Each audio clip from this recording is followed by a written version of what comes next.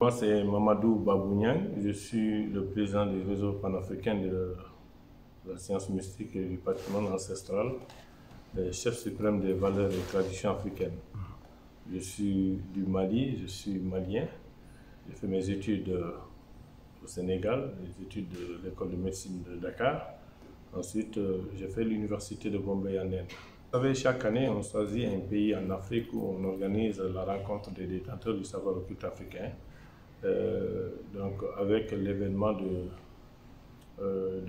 coronavirus, toutes les frontières étaient fermées, il n'y avait pas de manifestation, raison pour laquelle depuis l'événement de Bamako le 8 février, la grande conférence de la rencontre des détenteurs du savoir occulte africain à Bamako.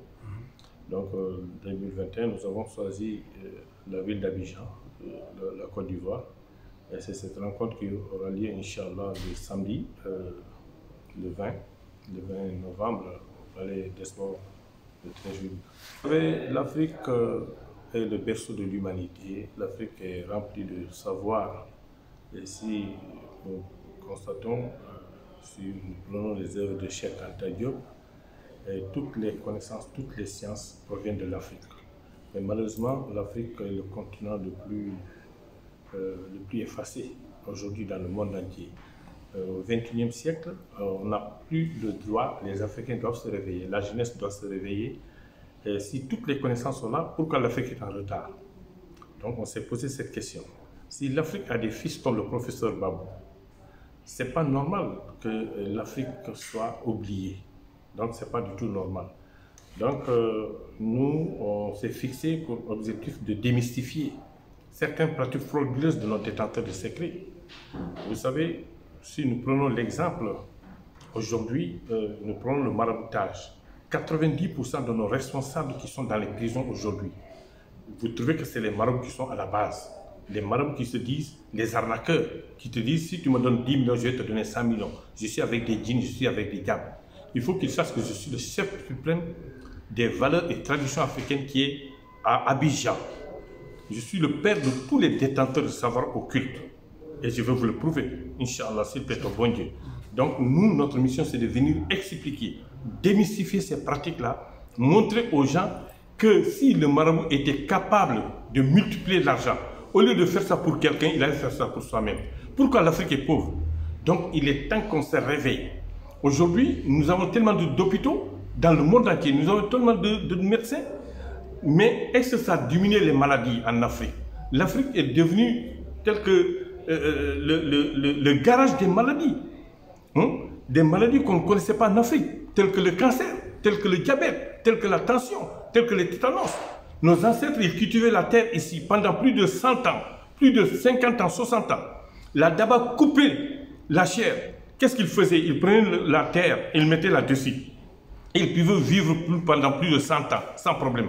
Aujourd'hui, une femme qui tombe enceinte, tant qu'on ne fait pas des injections, il y a des problèmes. Donc, il y a quelque chose qui ne marche pas.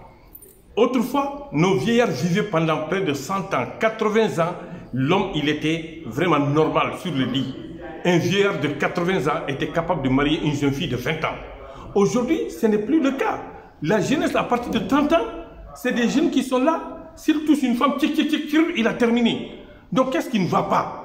Est-ce que c'est ce que nous mangeons? Est-ce que ce sont les produits que nous prenons? Il est temps que les Africains se réveillent et qu'on met les vrais produits à la disposition des Africains. Donc, notre mission, c'est de venir démystifier. Bon, au XXIe siècle, on parle de sorcellerie. Sorcellerie pour développer l'Afrique, d'accord. Mais sorcellerie pour se faire du mal. Il faut que les Africains se réveillent, qu'on arrête d'être méchants, qu'on arrête l'égoïsme total entre nous Africains, qu'on se donne la main, qu'on arrête de politiser les pays. Les Africains doivent se réveiller pour que l'Afrique soit au rendez-vous. On parle de la médecine moderne. Si on parle de la médecine chinoise, on parle de la médecine hindoue. Mais pourquoi ne pas parler de la médecine africaine? On nous a imposé des choses qui ne sont pas normales. Il est temps que les Africains se réveillent, qu'on montre les vraies faces de l'Afrique, qu'on ne montre pas que l'Afrique c'est les guerres, qu'on ne montre pas que l'Afrique c'est la famine. Non. Samedi, nous allons parler de l'Afrique, de la connaissance qui existe, la vraie connaissance africaine qui existe. Nous allons parler de ça, nous allons démystifier ce qui n'est pas bien. Poser des questions samedi. Je suis le patron, je suis le chef suprême. Je ferai des démonstrations pour montrer que tout ce que les analystes sont en train de nous montrer, ce n'est pas vrai. Maintenant, la vraie connaissance, on va essayer de donner aux gens. Ils sont invités. Toutes les personnalités sont invitées à venir regarder vraiment que l'Afrique, sincèrement, il y a des connaisseurs en Afrique. C'est l'ensemble des autorités ivoiriennes. Remercier les chefs coutumiers. Vous avez vu à l'aéroport, ils étaient une cinquantaine, une centaine à aller m'accueillir.